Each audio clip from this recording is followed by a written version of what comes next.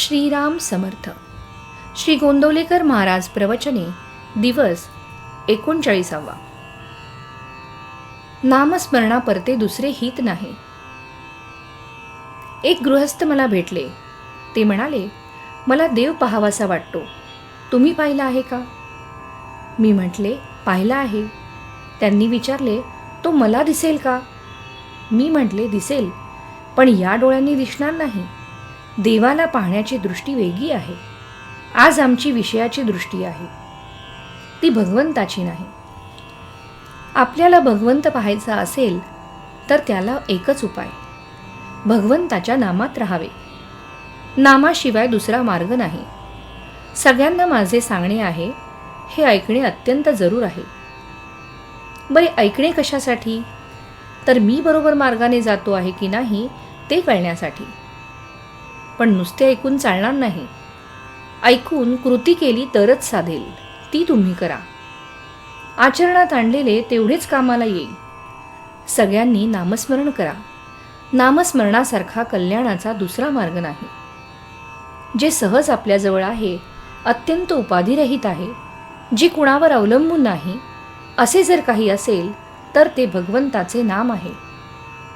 तेव्हा शुद्धतेने, शुद्ध आचरणाने जो ते घेईल त्याचे राम खरेच कल्याण करील. आपल्या गुरुने जे सांगितले ते सत्य मानावे.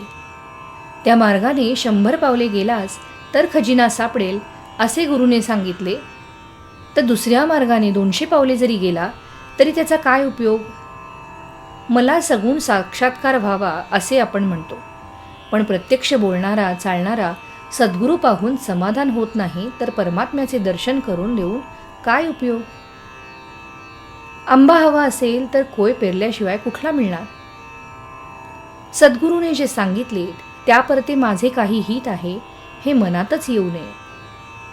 आपण खरोखरी सर्वस्वी त्याचे व्हावे. नामस्मरणा परते दुसरे हित नाही. माझ्या नामाने घरात आजारी पडलेला मनुष्य बरा व्हावा म्हणणे म्हणजे त्या नामाचा विषयाकडे उपयोग नाही का केला?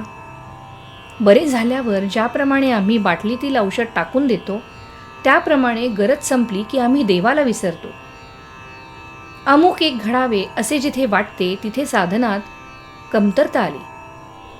एका सद्गुरू वचनावर विश्वास ठेवला म्हणजे सुखदुःखाच्या गोष्टींचा मनावर परिणाम होत नाही.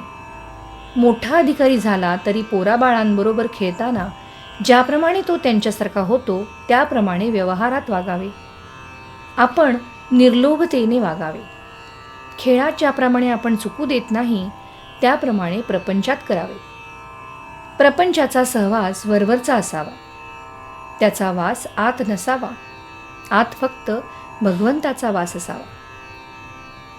तात्पर्य: गुरुचरणी अत्यंत विश्वास आणि साधनाचा अखंड सहवास. येथे प्रपंचाचा सुटला फास, हाच परमार्थाचा आहे खास. श्रीराम समर्थ.